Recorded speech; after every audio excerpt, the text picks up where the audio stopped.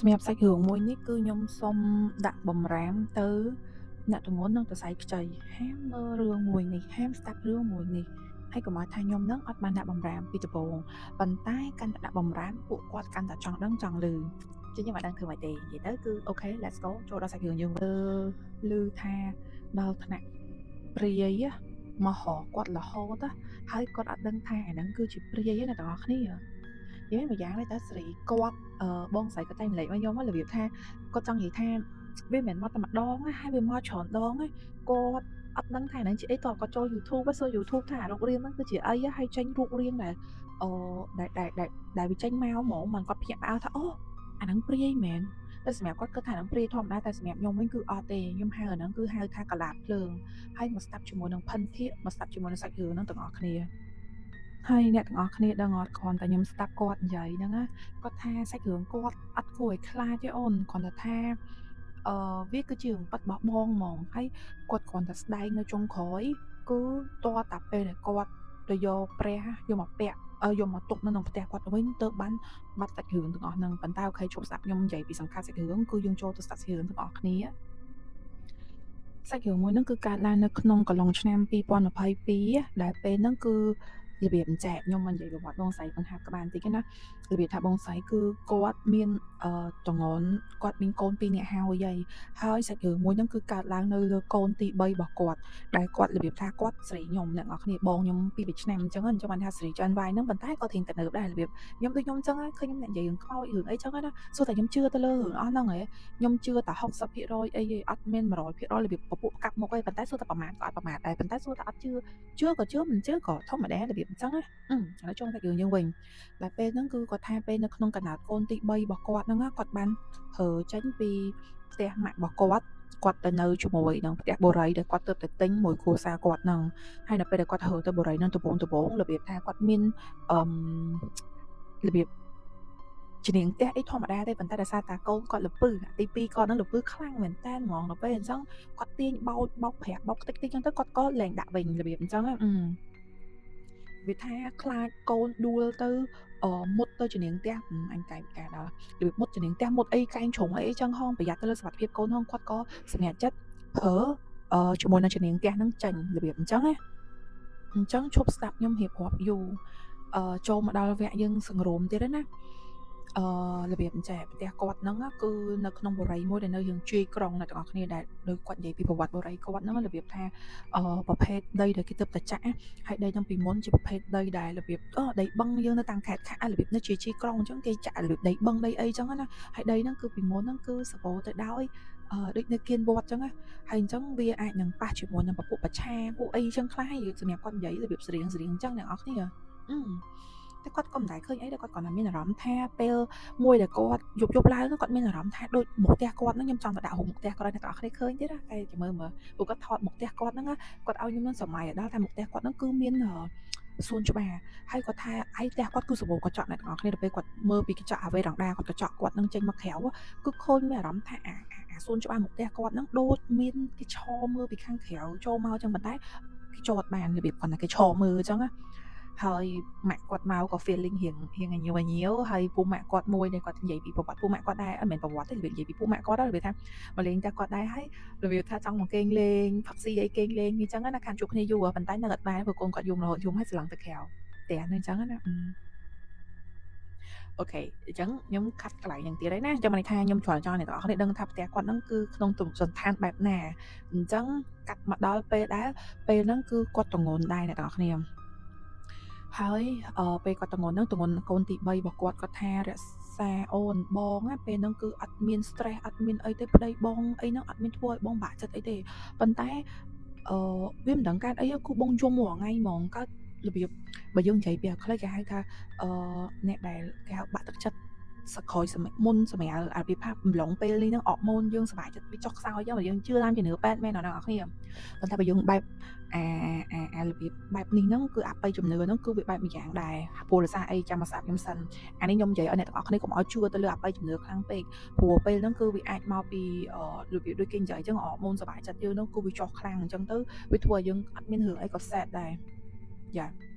ដល់ពេលហ្នឹង គាត់យំរាល់ថ្ងៃហ្មងអង្គុយតុកសិចអង្គុយយំនៅលើសាឡុងប្តីទៅធ្វើការបាត់ខ្ញុំចាប់ដើមយំអីហើយមានពេលខ្លះគាត់ចង់មានអារបៀបមានកណិតខួរក្បាលឈួតចង់ហប់បញ្ចប់ជីវិតខ្លួនឯងទៀតវាចឹងឯងហើយសួរថាគាត់ពិបាករឿងលុយអត់ទេសួរថាគាត់ពិបាកចិត្តរឿងប្តីធ្វើបាបផ្លូវចិត្តឬក៏អីអត់ទាំងអស់ប្តីគាត់គឺល្អអ្នកនរគ្នាហើយមកស្ដាប់ទៀតពេលហ្នឹងគឺខ្ញុំនិយាយមកខ្ញុំនិយាយដាក់ម៉ៃខ្ញុំសៀវបំផុតហ្មងគឺនិយាយដាច់សម្លេងអញខ្លាចមែនពោលអាសាអញ្ចឹងមកខ្ញុំនិយាយតែដាក់ម៉ៃអាម៉ៃនឹងទិញមកគឺតប៉ែមែនតាអូខេតសាច់រឿងយើងទៀតពេលហ្នឹងគាត់ថាខ្ញុំមានទងន់តាំងពីភ្លាមហ្នឹងរហូតដល់6ខែគាត់ថាគាត់ចាប់ផ្ដើមធ្លាក់ឈាមរហូតដល់6ខែធ្លាក់ឈាមបែបលក្ខណៈគំរាមអាលូតបើទៅប៉ែទៅគឺគម្រាមរបៀបគាត់ធ្លាក់ឈាមរហូតហ្មងហើយគាត់ព្យាយាមទប់ថែកូនចិត្តមួយថែកូនតែអារម្មណ៍ម្សាអារបៀបអារម្មណ៍ការបើយើងចាគាត់ស្ដាប់អារម្មណ៍ឈួតម្សាគាត់ថាពេលខ្លះគាត់មានចិត្តមួយចង់ទៅយកកូនចាញ់ទៀតណាទាំងតែកូន5ខែ6ខែអ្នកទាំងអស់គ្នានិយាយស្មើទោសហើយសួរថាពេលហ្នឹងគឺគាត់គិតអីគឺអត់ហ្មងហើយឡើងស្រឡាញ់កូនណាកូនស្រឡាញ់ចង់លេបតែដល់ពេលវាទៅជាមិនដឹងអារម្មណ៍អីម្សានិយាយមួយប្តីហ្មងថាអូនពិបាកនឹងខ្លួនខ្លាំងឯងចង់ទៅយកនេះចេញហ្មងរបៀបអញ្ចឹងហើយយើងបកមករឿងយល់សពគាត់វិញអ្នកទាំងអស់គ្នា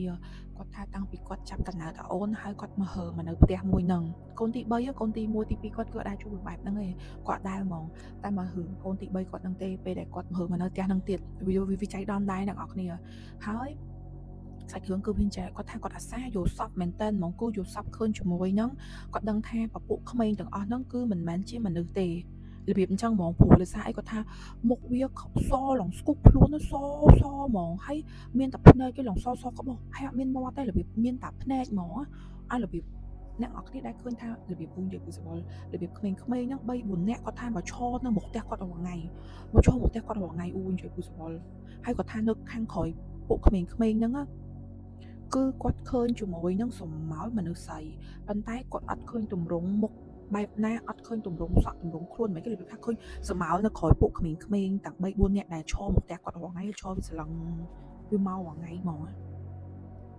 នៅថ្ងៃមួយហ្នឹងគាត់ថាគាត់យកសពរក្សាបងយកសពឡើងមក6ខែ5 6ខែដែលមានទម្ងន់ហ្នឹងគាត់យកសពក្នុងមួយអាទិត្យ2ទៅ3ថ្ងៃដែលយកសពអញ្ចឹងចុះថាយកសពអញ្ចឹងរហូតហ្មង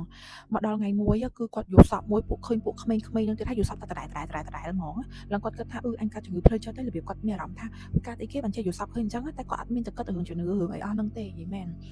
គាត់ក៏បាន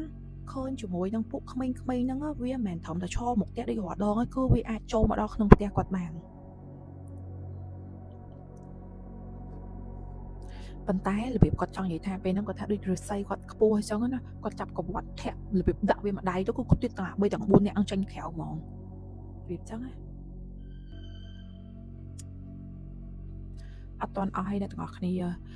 គាត់ថាមានពេលមួយហ្នឹងគាត់បានទៅពេទ្យញឹកមែនតែនហ្មងហើយពេទ្យបានឲ្យថ្នាំគាត់លេបរបៀបថាញ៉ាំថ្នាំដើម្បីរក្សាកហងអីហងចឹងពេលដែលគាត់ញ៉ាំថ្នាំនឹងហើយហ្នឹងពេលហ្នឹងគាត់គិតថាចិត្តជីអីដឹងថារក្សាដឹងថាបងយល់សពសាហាវបំផុតនៅពេលដែលគេបង្ហាញមុខគឺម្នាក់ស្រីហ្នឹងបង្ហាញមុខហ្មងហើយរាល់ដងគ្រាន់តែយល់សពឃើញម្នាក់ស្រីហ្នឹងឲ្យរបៀបមករៀងសឹបចិត្តមកហើយនឹងឃើញពួកក្មេងៗហ្នឹងប៉ុន្តែថ្ងៃដែលគាត់ចិត្តជីគាត់ឃើញវាយល់សពឃើញវាឡើងពីយប់ផ្ទួន2 3យប់ផ្ទួនគ្នាហ្មងនៅក្នុងរូបភាពដែលគួរឲ្យខ្លាចខ្លាំងអូនអើយបងឃើញរូបភាពមុខវាប៉ិតហ្មងហើយរបៀបថាភ្នែកវាឡើងខ្មៅងើលហ្មងហើយសក់ក្បាលវាក៏ទ្រងសក់កញ្ញាញ់ហើយរបៀបមនុស្សច្នៃអ្នកនរគ្នា100%ព្រាយកលាភ្លើងព្រាយហ្មងមិនវីដេអូអញ្ចឹងមិនវីដេអូមួយនេះខ្ញុំអត់ចង់ឲ្យអ្នកដែលពងតែតំងន់ឬក៏តែស្អីខ្ចីគាត់ស្ដាប់ពេលព្រោះពេលដែលគាត់ស្ដាប់ទៅអាចនឹងគាត់ខ្លាចទៅជាធ្វើគាត់ខ្លាចវិញអញ្ចឹងណាហើយអ្នកទាំងអស់គ្នាដឹងថាពេលដែលគាត់ឃើញព្រាយមួយហ្នឹងវាមកនៅក្នុងរូបភាពដែលគួរខ្លាចខ្លាំងពេកហើយសក់ក្បាលវាខ្ញុំនឹងដាក់រូបឲ្យអ្នកទាំងអស់គ្នាមើលខ្ញុំអត់បន្លាចទេប៉ុន្តែខ្ញុំដាក់រូបឲ្យពោះរូបមួយហ្នឹងគឺជារូបព្រាយកលាភ្លើងហ្នឹងហើយខ្ញុំអ្នកបាត់ពិសោធន៍អីដោយសារតែខ្ញុំទទួលបានជាមួយនឹងការចែកម្លែកច្រើនមែនតើខ្ញុំអ្នកនរគ្នាអាចនឹងធ្លាប់ស្ដាប់រឿងនឹងខ្ញុំនិយាយពីព្រាយកលាភ្លើងហ្នឹងហើយគឺអ្នកដែលប្រាប់ខ្ញុំគឺទម្រង់សូម្បីតែពូម៉ាក់ខ្ញុំដែលធ្លាប់ជួបជាមួយនឹងព្រាហ្នឹងសេរីមកចាស់ហើយសក់ក្បាលគឺកញ្ញាញ់ឡើងក៏ទ្រើងហ្មងគឺបងស្រីគាត់ថាគាត់ឃើញនៅក្នុងរូបភាពសក់កញ្ញាញ់ហើយអូនប៉ុន្តែក៏ចកដៃវែងសាហាវរក្សាអុយក៏ចកឲ្យរបៀបដូចវែងណាស់ហ្មងហើយឡើងខ្មៅឡើងតាយមកចឹងនិយាយក៏ភឺសវល់ដែរខ្ញុំនិយាយសាច់រឿងនេះភឺសវល់ខ្ញាក់ហ្មងគាត់ថាដឹងមកនៅក្នុងទម្រង់ណាវាមកជិះនៅលើខ្លួនគាត់ហ្មងហើយសាក់បើសិនជាយើងទងន់ណាយើងយល់សពចឹងខ្ញុំនិយាយមកខ្ញុំជ្រុះសក់ងាប់ហ្មង love you អ្នកទាំងអស់គ្នាមុននឹងចូលសាច់រឿងយើងទៀតកុំភ្លេចជួយជាមួយនឹងការទិញផលិតផលខ្ញុំផងព្រោះខ្ញុំជាអ្នកលក់ផលិតផល skin care មួយទៀតសម្រាប់ឈុតមុខខ្ញុំអាតម្លៃ120ហ្នឹងគឺខ្ញុំមាន stock 3ឈុតទៀតខ្ញុំត្រឹមតែចូល stock គូសិន3ឈុតទៀតទេអញ្ចឹងអ្នកទាំងអស់គ្នាគាត់អាចដាក់ order បានណាជួអីមានមក full option វិញហើយអូខេបាយបាយរបៀបមកអង្គុយនៅលើគាត់ណាហើយដៃវាកញ្ចក់ហ្នឹងវាមកទាំងសក់ក្បៅលឹកកញ្ចាញ់ឡើងសពងហ្នឹងហើយរបៀបសមោខ្មៅហើយអញប្រហែលនិយាយធ្វើកាយវិការទៀតកាន់តែហ្នឹងអញ្ចឹងរបៀបកញ្ចក់ដៃវាហ្នឹងមកខ្វាច់កញ្ចៅអាខ្ញុំចង់ហែកពោះគាត់ហ្មងព្រោះអញកាយវិការឈឺពោះទៀតរបៀបខ្ញុំពោះគាត់ចង់ហែកចង់ហែកពោះគាត់ណាហូនិយាយមែនហើយគាត់ថាគាត់ភ្ញាក់ពីទន្លេមកលំបែកញើសស្រាក់ៗហ្មងគាត់ថាគាត់ធ្លាប់តែយកសពជាប់គ្នាយល់សពរហូតយល់សពឃើញតែសមោលមនុស្សស្អីប៉ុន្តែគាត់អត់ដែលឲ្យឃើញគាត់ឲ្យគាត់ឃើញរូបភាពប៉ុន្តែតែបើឃើញរូបភាពគឺរូបភាពតាពួកក្មេងៗឯងប៉ុន្តែគាត់នឹងគាត់ដែរឃើញរូបភាពហ្នឹងឯងហើយដល់ពេលគាត់ថាពេលហ្នឹងគឺគាត់ពេលហ្នឹងគាត់ចិត្តជាទៀតប្រហែលជាវាខំព្រោះវាមកបែបលក្ខណៈកំហឹងហើយចង់ហែកពួកគាត់ជុកចង់ហែកជុកខោណានិយាយគឺស្គាល់អញហើយគាត់ឡើងភ្ញាក់នឹងខ្លួនមកគាត់ថាពេលហ្នឹងគាត់ដឹងខ្លួនមករៀងទៀតភ្លឺអ្នកនរគ្នាឡើងដល់ថ្នាក់គាត់ថាវាគួរឲ្យខ្លាចខ្លាំងពេកឡើងគាត់ហ្នឹងចូល YouTube វាយអារបៀបថាសមោលព្រាយស្រីអញ្ចឹងអាសមោលខ្មោចរបៀបសមោលខ្មៅអីអាវាយអាសរូបរាងហ្នឹងតើទីជាអីតើតាគេនៅក្នុង YouTube គេប្រាប់ថាអាហ្នឹងគឺជាពពួកព្រាយគេថាអូអាហ្នឹងព្រាយនិយាយទៅបងចែនវាយដែរតែអត់ស្គាល់ព្រាយណាតែម្យ៉ាងដែរតាគាត់ខ្ជួទៅអ្នកនរគ្នារបៀបថាឧទាហរណ៍បើសិនជាខ្មោចឬក៏ព្រាយទៅឡងគាត់មែនណាអញព្រាយឬក៏អញខ្មោចឬក៏អញជាតួអង្គអីមួយចឹងហ្មងតែអញ្ចឹងគាត់អត់ខ្លាចព្រោះដោយសារអីអាចនឹងនិយាយបានថាគ្រួសារគាត់របៀបកាយជនជាតិរបៀបកាត់របៀបកូនកាត់ចឹងហ៎ដល់ពេលអញ្ចឹងគាត់អត់សូវជំនឿខ្លាំងខាងខ្មែរយ៉ាពេលជំនឿខ្មែរអីអ្នកនរគ្នានិយាយចឹងទៅហើយនិយាយចូលមកទៀតពេលហ្នឹងមិនមែនតែមកយប់ទេគឺពីរយប់ជាប់គ្នាតែម្ដងយូរសពឃើញវាមកជិះនៅលើខ្លួនហើយមកហែកចាប់ហែកពោះគាត់ដល់ពីរយប់ជាប់ទៀតគាត់ធម្មតាណាគាត់ថាគាត់ខ្លាចខ្លាំងពេកគាត់ក៏ទេទៅបងប្រុសគាត់ហ្នឹងសុំព្រះអង្គមកពាក់មករបៀបថាយកមកថែរក្សាវិញព្រោះផ្ទះគាត់របៀបបាក់វាលហោឋានពេករបៀបថាអត់មានរបៀបជំនាញអត់មានអីហ្មងគាត់ក៏យកព្រះអង្គគាត់បានឲ្យហូបខ្ញុំមើលដែរព្រះអង្គទូចតែប៉ាគាត់គេពីប៉ាគាត់តាមពិតប៉ាគាត់មុននឹងផុតទៅហ្នឹងក៏បានទុកព្រះអង្គនឹងមួយអង្គឲ្យគាត់ដែរតែគាត់ថាគាត់គិតថាខ្លួនឯងជាសៃអត់អាចពាក់ព្រះអង្គបានអត់អាចមើលថែព្រះអង្គបានអីចឹងគាត់ក៏ឲ្យទៅបងប្រុសគាត់ចឹងទៅសម្រាប់ខ្ញុំថាអត់អីទេនិយាយទៅព្រះអង្គគឺឲ្យតែចិត្តយើងមិនមានកំណត់ចង់ធ្វើបាបអ្នកដតីឬក៏ទៅសម្លាប់អ្នកដតីអីហ្នឹងអាហ្នឹងគឺពាក់បានមិនថាស្រីប្រុសហើយខ្ញុំឆ្លប់សួរព្រះអង្គដែរខ្ញុំនិយាយមែនខ្ញុំសួរដល់ព្រះសង្ឃតែម្ដងច្រើនអង្គទៀតគឺគាត់ថាអត់មានបញ្ហាអីទេចុះបើខ្ញុំពាក់បានហ្នឹងហើយមកតសាច់រឿងយើងទៀតពេលហ្នឹងគាត់ថារក្សាតាំងពីបងយកព្រះអង្គរូបពាក់ពុទ្ធបរិមាហ្នឹងមកទូចហ្នឹងយកមកដាក់ក្រោមខ្នើហើយគាត់បានថ្វាយបង្គំសូត្រធម៌តនៈមុតតសៈហ្នឹងគាត់ថាតាំងពីហ្នឹងមកដូចគេបេះចឹងគឺលែងមានរឿងលែងយល់សពឃើញលែងជួបនៅអារម្មណ៍ទាំងអស់ហ្នឹងហើយសុខភាពគាត់ក៏ធម្មតាមកវិញលែងមានការធ្លាក់ឈាមលែងអីហ្នឹងទាំងអស់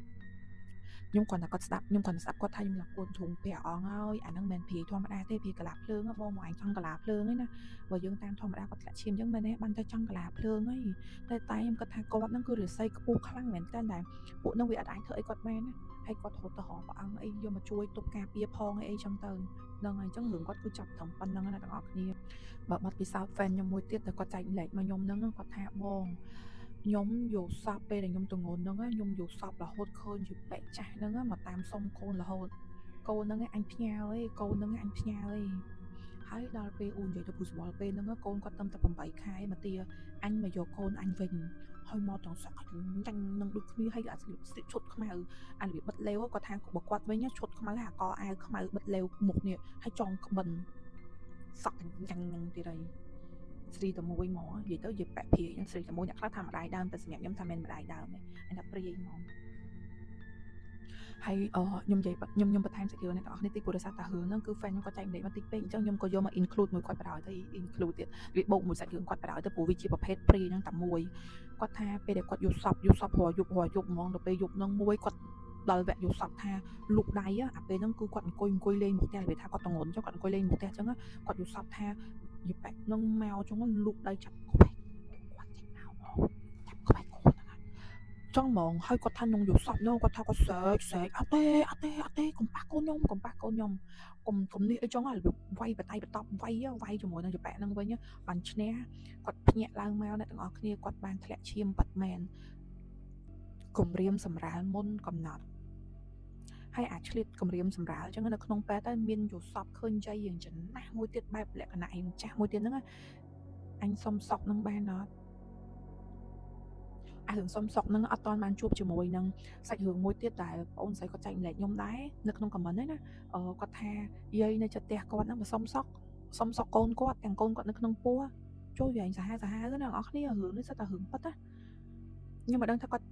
អ្នកទាំងអស់គ្នាជឿមិនជឿប៉ុន្តែខ្ញុំជឿពួកគាត់ព្រោះពួកគាត់ចែកម្លែកតែរបៀបអូអត់មានមកត្នេមកនិយាយចែកម្លែកចឹងហ្នឹងមែនអត់អញ្ចឹងសាច់រឿងទាំងអស់នេះគឺខ្ញុំសុំអត់ចង់និយាយច្រើនទេព្រោះខ្ញុំខ្លាចអ្នកទាំងងន់អ្នកតសៃខ្ចីហ្នឹងគឺនៅតែហឹងនៅតែលួចស្ដាប់ចឹងចឹងហើយកុំឲ្យពួកគាត់ខ្លាចគាត់សតិអារម្មណ៍លើឲ្យទាំងងន់ហងចឹងប៉ុណ្ណឹងទៅចប់សាច់រឿងអូខេបាយបាយ